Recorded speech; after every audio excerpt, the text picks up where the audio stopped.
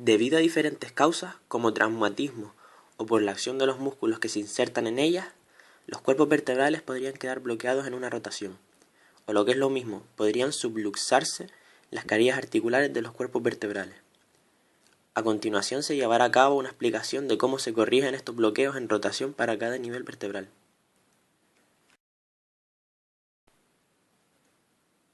Con el paciente en decúbito supino, nos colocaremos tras el cabezal de la camilla. Con nuestros dedos buscaremos entre las apófisis transversas de las vértebras cervicales una protuyente. Esto significará que esa vértebra está rotada y bloqueada hacia ese lado.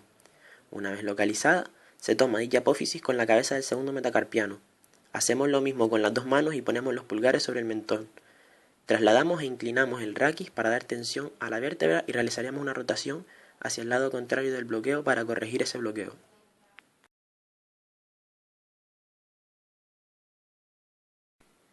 Para la corrección de un bloqueo en rotación de una vértebra torácica o dorsal, el paciente debe situarse en decúbito supino y la camilla a una altura adecuada según la altura del terapeuta. Este se situará a un lado de la camilla.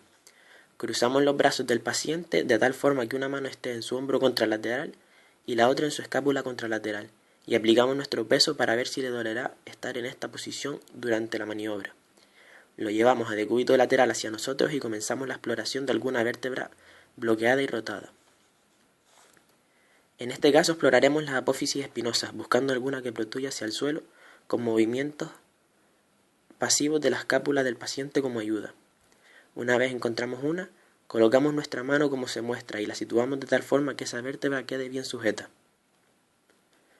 Volvemos a colocar el paciente en decúbito supino, le pedimos que coja aire y mientras lo suelta poco a poco vamos aplicando nuestro peso hasta finalizar con un movimiento seco con la mano de agarre hacia el lado correspondiente, corrigiendo así el bloqueo de esa vértebra.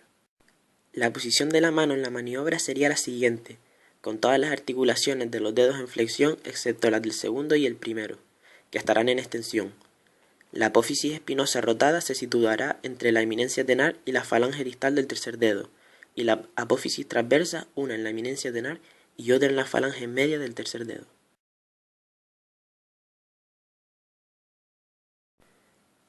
Para la corrección de un bloqueo en rotación de una vértebra lumbar, primero colocaremos al paciente en decúbito lateral con la cabeza sobre la mano y la camilla relativamente baja.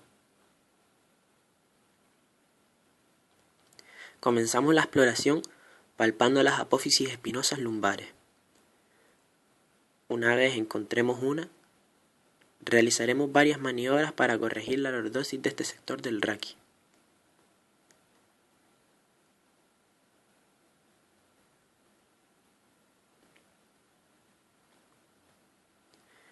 Primero, traccionamos de su pierna más cercana a la camilla, manteniendo la otra flexionada para tener estabilidad.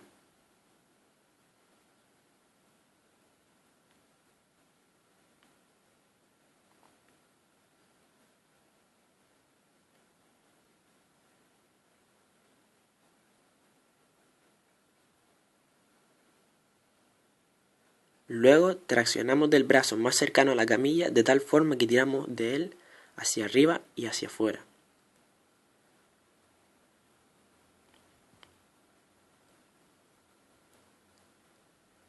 A continuación flexionamos su cadera más lejana a la camilla, observando que la vértebra protuye aún más. Le colocamos el brazo lejano de la camilla hacia su espalda y, apoyando los antebrazos en el pectoral y en la cadera, dejamos caer nuestro peso con un movimiento seco, corrigiendo así el bloqueo en rotación de esa vértebra. A continuación se explicará la movilización osteocinemática y artrocinemática del complejo del tobillo, así como maniobras para recuperar la movilidad de esta articulación. En la articulación del tobillo o tibio-peroneo-astragalina intervienen tres huesos: la tibia, el peroné y el astrágalo. La articulación que forman es una tróclea y las superficies articulares son los maleolos tibial y peroneal y la tróclea del astrágalo. Con respecto a la osteocinemática, al ser una articulación tipo tróclea, los únicos movimientos que puede realizar son los de flexoextensión en un plano sagital y en torno a un eje transversal. El enfil de esta articulación es semirrígido, es decir, Está determinado por el estiramiento de los ligamentos capsulares y por el estiramiento de los músculos flexores plantares, en el caso de la flexión dorsal, y los músculos flexores dorsales, en el caso de la flexión plantar. Para la movilización osteocinemática simple del complejo del tobillo, el paciente se situará en decúbito supino y el terapeuta a la altura de los pies del paciente. En la flexión plantar, la contratoma se situará en el tercio distal de la tibia y la toma en el dorso del pie del paciente con los dedos rodeándolo. La ejecución sería el empuje caudal del pie. En la flexión dorsal, la contratoma sería la misma y la toma se situará haciendo contacto con la planta del pie. La ejecución sería el empuje craneal del pie. Con respecto a la artrocinemática, y según la regla cóncavo-convexo, como el segmento móvil es el astrágalo y su superficie es convexa, el deslizamiento de la carilla articular se produce en la misma dirección pero en sentido contrario al desplazamiento osteocinemático. Siguiendo esto, para la recuperación de la movilidad en flexión dorsal, el paciente estará en decúbito supino, con la pierna cinchada y el pie fuera de la camilla, y nosotros a la altura de sus pies. La toma estaría en la zona superior del dorso del pie y la contratoma hace contacto con la parte posterior del astrágalo.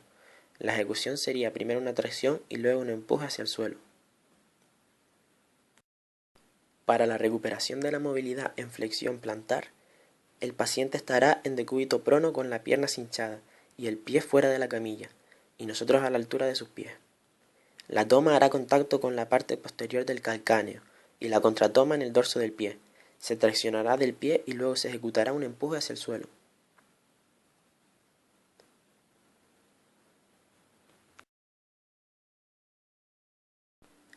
Tras una movilización, los ligamentos y la cápsula de esta articulación pueden volverse rígidos. Por lo tanto, para recuperar la movilidad, lo primero que hay que hacer es movilizar los maleolos. Esto se ejecutará con el paciente en decúbito supino.